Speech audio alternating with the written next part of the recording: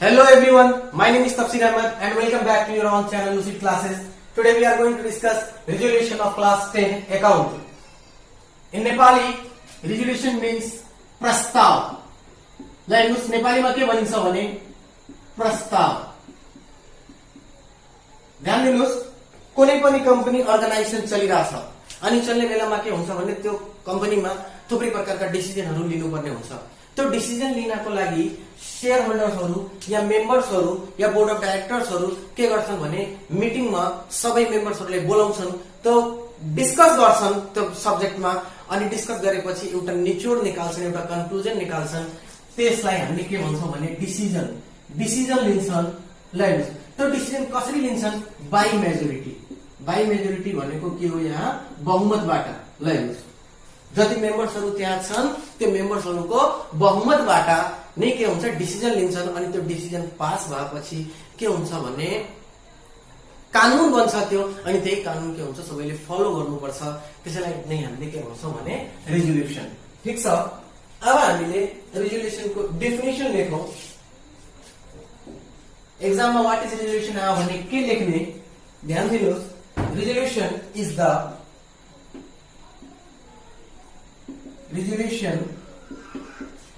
written document. Is the written document presented in the meeting. कहाँ present गरिन्छ यसलाई? Presented in the meeting for its open discussion. के गर्नको लागि? Open discussion. ल and passed with majority. बहुमतबाट के गरिन्छ? यसलाई पास गरिन्छ. ठीक छ. कुनै पनि प्रस्ताव मेम्बर्सहरू लिएर आए कुनै सब्जेक्टमा डिस्कस गर्नको लागि, त्यो सब्जेक्टमा डिसिजन लिँदाखेरि त्यो प्रस्ताव त्यो पास भयो भने, ल हेर्नुहोस्, त्यो म्याटर जुन लिएर आछन् त्यो म्याटरमा डिसिजन लिए भने विथ मेजोरिटीबाट बहुमतबाट, त्यसलाई नै हामीले के भन्छौं भने रेजोल्युसन भन्छौं, प्रस्ताव भन्छौं. मेम्बर्सहरूले के हुन्छ? प्रस्ताव लिएर आउँछन्. त्यसमा के गर्नुपर्छ भने डिस्कसन, ओपन डिस्कसन हुन्छ मिटिङ्समा अनि त्यो मेजोरिटीबाट पास गरिन्छ. त्यसैलाई नै हामीले के भन्छौं भने रेजोल्युसन. ल हेर्नुहोस्, व्हेन इट इज पास, जब यो पास हुन्छ, when it is pass it becomes law. Pass भएपछि यो के बन्छ भने कानून बन्छ. It becomes law and should be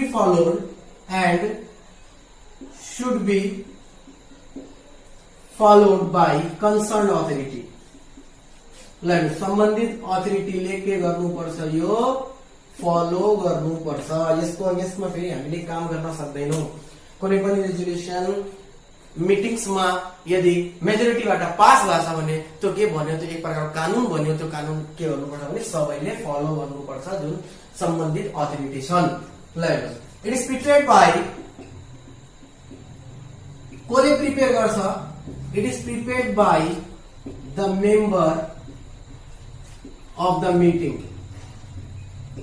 meeting, seminar,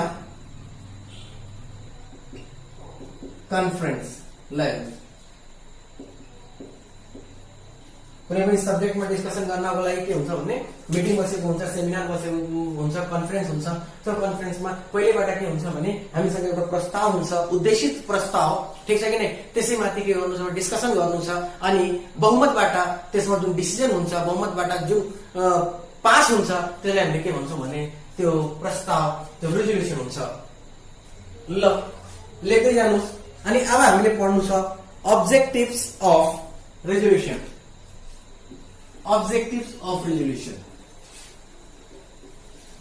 कम्पनीमा थुप्रै काम भइरहेको हुन्छ अनि डिसिजन लिनुपर्ने हुन्छ. त्यो डिसिजनको लागि हामीले के गर्छौं भने रेजोल्युसन पास गर्छौं. Objectives of resolution. ध्यान दिनुहोस्, अब्जेक्टिभ्स अफ रेजोल्युसन. पहिलो के छ भने it helps to make effective decision. Effective decision कसरी? ल अब मिटिङमा थुप्रै मेम्बर्सहरू छन् कम्पनीका या अर्गनाइजेसनका, अनि थुप्रै मेम्बर्सहरू के हुन्छन्, आफ्नो आफ्नो विचार राख्छन्, आफ्नो आफ्नो आइडियोलोजी, आफ्नो आफ्नो सजेसन्स, आफ्नो आफ्नो ओपिनियन्स त्यो मिटिङमा राख्छन्। अनि बहुमतबाट जुन डिसिजन पास हुन्छ त्यो के हुन्छ, त्यो इफेक्टिभ डिसिजन हुन्छ, किनभने त्यो एक मान्छेले होइन, त्यो बहुमतबाट पास भएको हुन्छ। त्यसै कारणले हामीले के भन्न सक्छौँ भने it helps to make effective decisions. Okay, it makes plans, policies, rules and set of laws. And नलेखौँ, एसेट्रा गरिदिउँ। Okay, set of laws, rules बनाउँछ, पोलिसिज बनाउँछ, प्लान बनाउँछ, अनि ल बनाउँछ, कानुन बनाउँछ। ल हेर्नुहोस्, यदि प्रस्ताव पास भयो भने त्यो प्रस्तावमा के नियम कानुन छ, ल हेर्नुहोस्, कुन प्लान छ, के कानुन बनेछ, के रुल फलो गर्नु छ, त्यो बनाउनमा के हुन्छ भने रेजुलेसनको धेरै इम्पोर्टेन्ट रोल हुन्छ। अर्को के छ भने इट गाइड्स फर सल्भिङ, यसले के गर्छ भने सल्भ गर्नमा के गर्छ, मद्दत गर्छ जुन अफिसियल प्रब्लम हुन्छ। It guides for solving official problem. ठिक छ, जुन अफिसियल प्रब्लम छन् त्यो कसरी, किनभने हामीले के गरिसकेछौँ भने पहिलेबाट हामीले डिस्कसन गरेर एउटा डिसिजन पास गरिसकेछौँ। त्यही डिसिजनको हिसाबले, त्यसैको प्रस्तावको हिसाबले जुन पारित भएको छ त्यो पारित प्रस्तावको हिसाबले नै कम्पनीले के गर्नुपर्ने हुन्छ, काम गर्नुपर्ने हुन्छ, एक्टिभिटिज त्यसैको हिसाबले पर्फर्म गर्नुपर्ने हुन्छ। अनि कुनै प्रकारको प्रब्लम आयो भने त्यही प्रस्तावको माध्यमले हामीले के गर्न सक्छौँ भने प्रब्लम सल्भ गर्न सक्छौँ। ल हेर्नुहोस्, अब यो एभिडेन्सको रूपमा पनि काम गर्छ। ल हेर्नुहोस्, इट प्रोभाइड्स, हामीले के भन्न सक्छौँ भने it provides evidence for the settlement of the dispute, in case विवाद भयो भने काम गर्दा गर्दै यदि कुनै विवाद भयो भने त्यो विवादलाई सेटल गर्नको लागि रेजुलेसन के हुन्छ भने एउटा एभिडेन्सको रूपमा काम गर्छ। किनभने रेजुलेसनमा थुप्रै हाम्रा रुल्स रेगुलेसन कानुनहरू लेखेका हुन्छन्। त्यसैबाट के हुन्छ भने त्यो रुल्स रेगुलेसन कसबाट पास भएका हुन्छन्, मेजोरिटीबाट पास भएका हुन्छन्। ल हेर्नुहोस्, त्यो रेजुलेसनले के हुन्छ भने त्यस्ता प्रकारका डिस्प्युट्सहरूलाई सेटल गर्ने एउटा एभिडेन्सको रूपमा हामीले देखाउन सक्छौँ। अर्को के छ भने ल हेर्नुहोस्, यसले अब हामीसँग के छ, हामीले डिस्कसन गरेर रेजुलेसन पास गरिसकेछौँ, हामीसँग कानुन बनिसकेछ, त्यही कानुनको हिसाबले हामीले एक्टिभिटिजहरू पर्फर्म गर्नु छ, त्यही कानुनको हिसाबले हामीले के गर्नु छ भने थुप्रै रुल्स रेगुलेसनलाई इम्प्लिमेन्ट गराउनु छ। अब ल it helps to implement the rules and regulation. ल हेर्नुहोस्, रुल्स र रेगुलेसन्सलाई इम्प्लिमेन्ट गर्न के हुन्छ भने यसले मद्दत पुर्याउँछ। किनभने हामीसँग के हुन्छ, हामीसँग अलरेडी मेजोरिटीबाट पास भएको हामीसँग डिसिजन हुन्छ, हामीसँग ल हुन्छ, कानुन हुन्छ, त्यही कानुनलाई हामीले के गर्नु छ, त्यही कानुनलाई हामीले इम्प्लिमेन्ट गर्नु छ। ल त्यसमा पनि यसले के गर्छ, मद्दत पुर्याउँछ। ल तपाईँहरू लेख्दै जानु है साथसाथैमा। अर्को के छ भने हामीले अब पढ्छौँ types of resolution. Types of resolution के छ, ल ध्यान दिनुहोस्, types of resolution.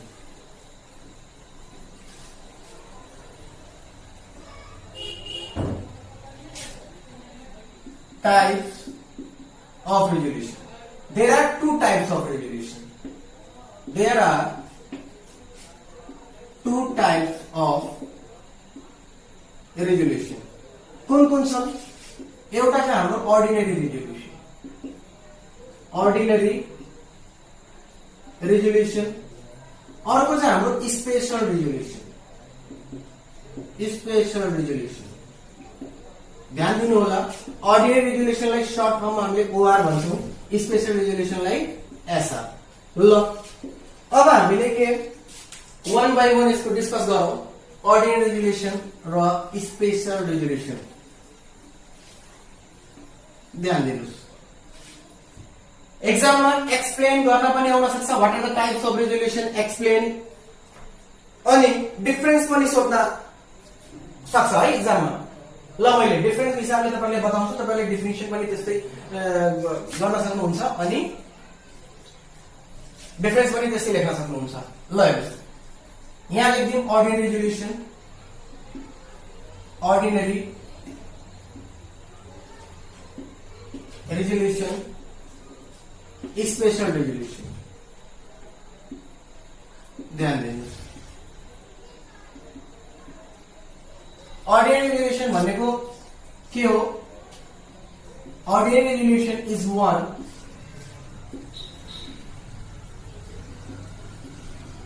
one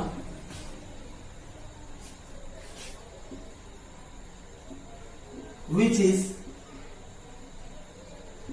passed by simple majority. Simple majority 50% or 51% at least. Like which is passed by simple majority. अनि कहाँ? इन अ मीटिंग में फिक्स छ। यही अब स्पेशल रेजोल्युसन को केस में के छ भने, special resolution is one which is passed by special majority, by special majority, that is 75% of the votes. जति वोट छन्, जति मेम्बर छन् त्यसका 75% इन अ मीटिंग। ओके, ल ध्यान दिनुहोस्, अर्डिनरी रेजोल्युसन र स्पेशल रेजोल्युसन भनेको के हो? अर्डिनरी रेजोल्युसन के हुन्छ भने यस्तो रेजोल्युसन, यस्तो साधारण प्रस्ताव हुन्छ, यो विशेष प्रस्ताव जुन अर्डिनरी रेजोल्युसन हुन्छ ओआर, त्यो यस्तो प्रस्ताव हुन्छ जुन सिम्पल मेजोरिटीबाट नै हामीले के गर्न सक्छौं? पास गर्न सक्छौं। यदि मोर देन 50% पनि यसमा मेम्बर्सहरु के छन्, सहमत छन् भने यी मुद्दाहरु के हुन्छन्, यसमा भएको मुद्दाहरुलाई हामीले के गर्न सक्छौं? पास गर्न सक्छौं, ओके गर्न सक्छौं। ल हेर्नुस्, अनि यसमा स्पेशल रेजोल्युसनमा के छ भने यहाँ 75% हुनु पर्यो, टोटल मेम्बर्स को 75% या 3/4 वोट्स हुनु पर्यो यहाँ यो पास गर्नको लागि, स्पेशल रेजोल्युसन पास गर्नको लागि। ल हेर्नुस्, अब यहाँ छ भने it is for regular cases, it is for regular cases and it is for major cases.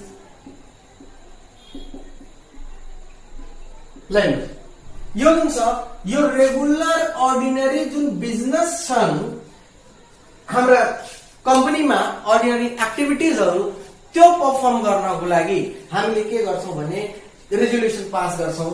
यो यस्ता केसेसहरु कम्पनीमा भइराखेको हुन्छ, यसलाई हामीले अर्डिनरी रेजोल्युसनबाट पास गर्छौं।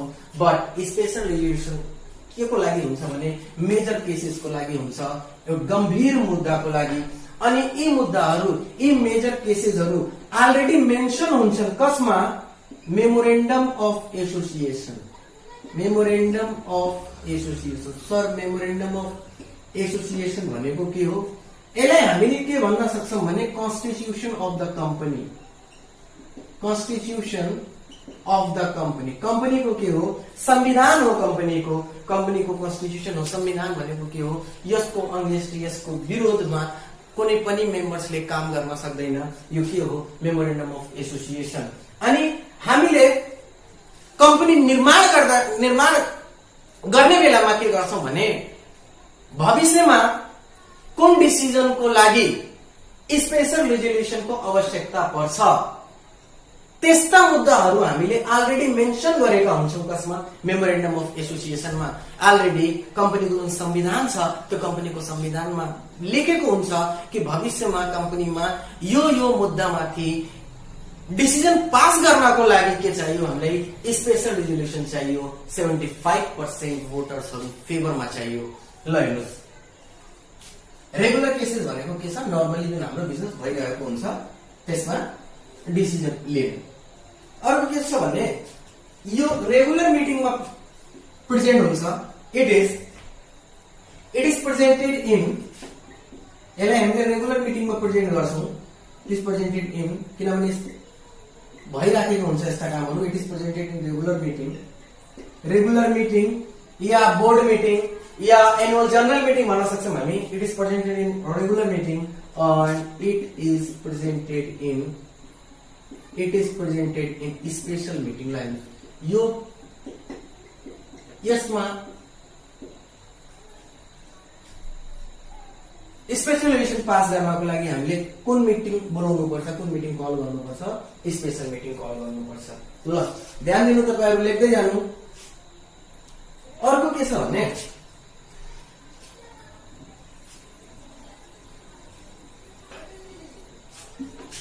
कुन सब्जेक्ट म्याटर्समा अर्डिनरी रेजुलेसन पास गर्ने, कुन सब्जेक्ट म्याटर्समा स्पेशल रेजुलेसन पास गर्ने।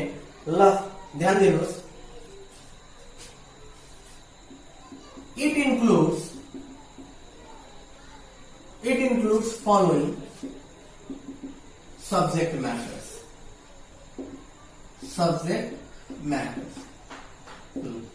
पहिलो नम्बरमा के छ भने appointment of the auditor,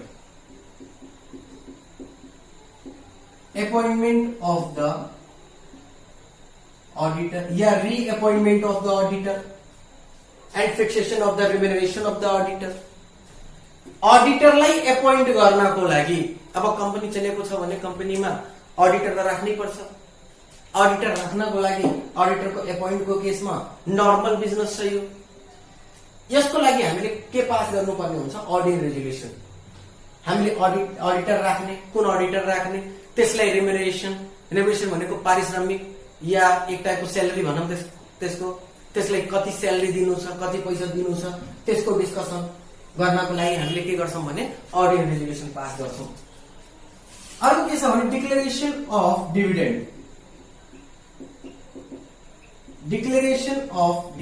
dividend भनेको के हो, हेर्नुस्, part of the profit available for the shareholders of the company.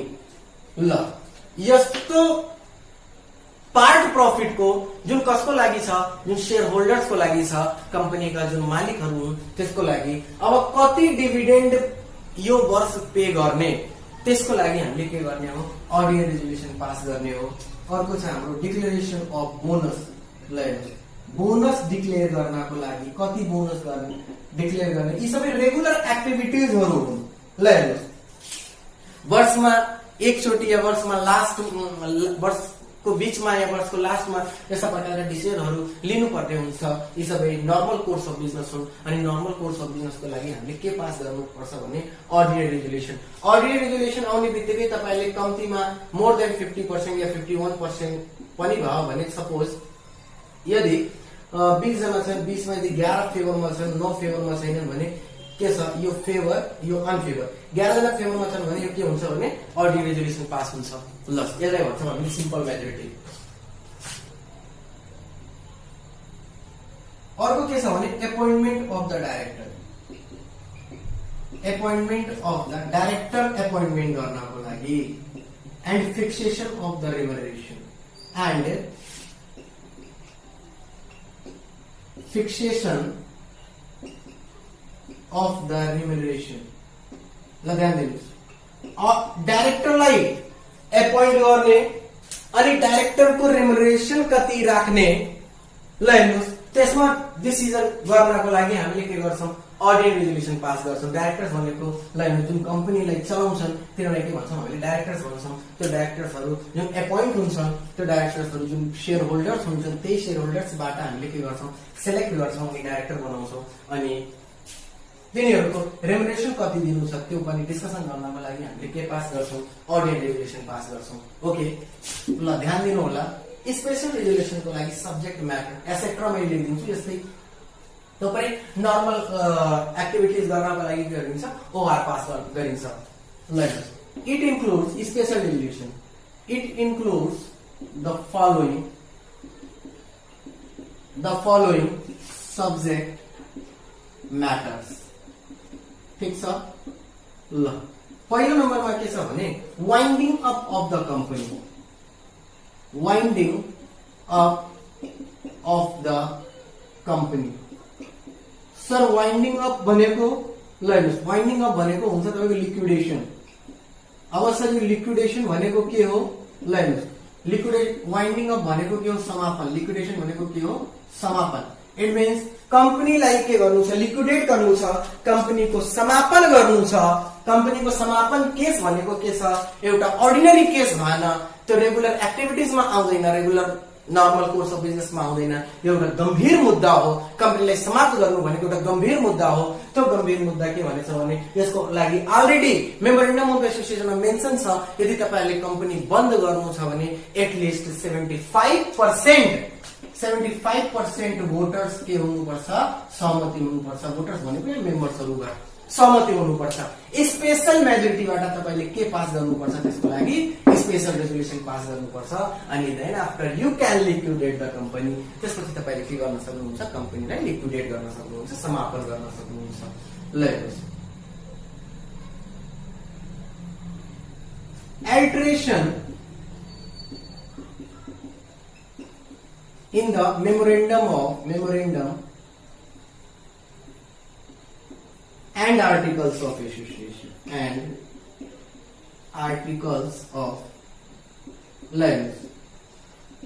Company का डॉक्यूमेंट्स, इंपॉर्टेंट डॉक्यूमेंट्स हुन्। मेमोरेन्डम मैले तपाईलाई बताएको थिएँ, कन्स्टिट्युसन अफ द कम्पनी। मेमोरेन्डममा केही चेन्ज गर्नु छ या कम्पनीको आर्टिकल अफ एसोसिएसनमा चेन्ज गर्नु छ, ठीक छ, त्यो चेन्ज गर्नको लागि सबै इम्पोर्टेन्ट डकुमेन्ट्स हुन् कम्पनीका। कम्पनीको निर्माण गर्नको लागि हामीले memorandum of association, articles of association तयार गर्नुपर्ने हुन्छ। त्यसमा यदि कुनै प्रकारको चेन्जिङ गर्नु छ भने हामीले के कसबाट गर्ने, स्पेशल रेजोल्युसन पास गरेर नै गर्ने। यसको लागि स्पेशल मेजोरिटी चाहियो। ल हेर्नुस्, changing in the name of the company. Changing in the name of the company, कम्पनीको नाम बदल्नु छ। ध्यान दिनुस्, अब कम्पनीको नाम बदल्नु छ भने यो नर्मल एक्टिभिटी त भएन, नर्मल डिसिजन त भएन। यो changing in the name of the company एउटा ठूलो मुद्दा छ। कम्पनीको नाम चेन्ज गर्नु छ। अब कम्पनीको नाम चेन्ज गर्ने बेलामा यस्तो डिसिजन लिनको लागि के चाहियो, स्पेशल रेजोल्युसन चाहियो। Special resolution SR. एसआर भनेको कति पर्सेन्ट, 70% भोटर्स के हुनुपर्छ, फेभरमा हुनुपर्छ। ल हेर्नुस्, त्यसपछि चाहिँ increase authorized capital of the company. Authorized capital of the company. ल हेर्नुस्, अथराइज्ड क्यापिटल को बारेमा राम्ररी तपाईहरुले अगाडिको क्लासमा पढ्नुहुन्छ। अहिले मैले तपाईलाई यति मात्रै बताउँछु। अथराइज्ड क्यापिटल भनेको कम्पनी रजिस्टर्ड हुने बेलामा जति क्यापिटलबाट रजिस्टर्ड हुन्छ कम्पनी, त्यो क्यापिटललाई हामीले कति के भन्छौं, अथराइज्ड क्यापिटल। त्यो अथराइज्ड क्यापिटललाई जस्तै अब कम्पनी एक्सपान्ड भइरहेछ, कम्पनी ग्रोथ गरिरहेछ, अनि ग्रोथ गर्ने बेलामा अब ग्रोथ गरिरहेछ भने त्यसको अथराइज्ड क्यापिटल के गर्छ, कम्पनीले बढाउन खोज्छ भने त्यो बढाउनको लागि के चाहियो, स्पेशल रेजोल्युसन चाहियो। 75% कम्पनीमा भोटर्स चाहिन्छ के गर्नको लागि, स्पेशल रेजोल्युसन पास गर्नको लागि। यस्तै अरु पनि यदि सब्जेक्ट म्याटर छन् जुन मेमोरेन्डम अफ एसोसिएसन पहिलेदेखि फिक्स छन् कि यी सब्जेक्टहरुमा, यी म्याटर्सहरुमा डिस्कसनको लागि एसआर चाहियो, स्पेशल रेजोल्युसन चाहियो, त्यस्ता म्याटरमा डिस्कसन गर्दाखेरि त्यो डिस्कसनलाई, त्यो मुद्दालाई पास गर्नको लागि हामीलाई कति मेजोरिटी चाहियो, स्पेशल मेजोरिटी चाहियो। कुन टाइपको रेजोल्युसन, स्पेशल रेजोल्युसन चाहियो। ल आजको टपिकमा हामीले के पढ्यौं, resolution, objectives of resolution and types of resolution. Okay, अब हामी नेक्स्ट क्लासमा पढौँला नेक्स्ट टपिक। तबसम्मको लागि बाई बाई, धन्यवाद, थ्यांक यू।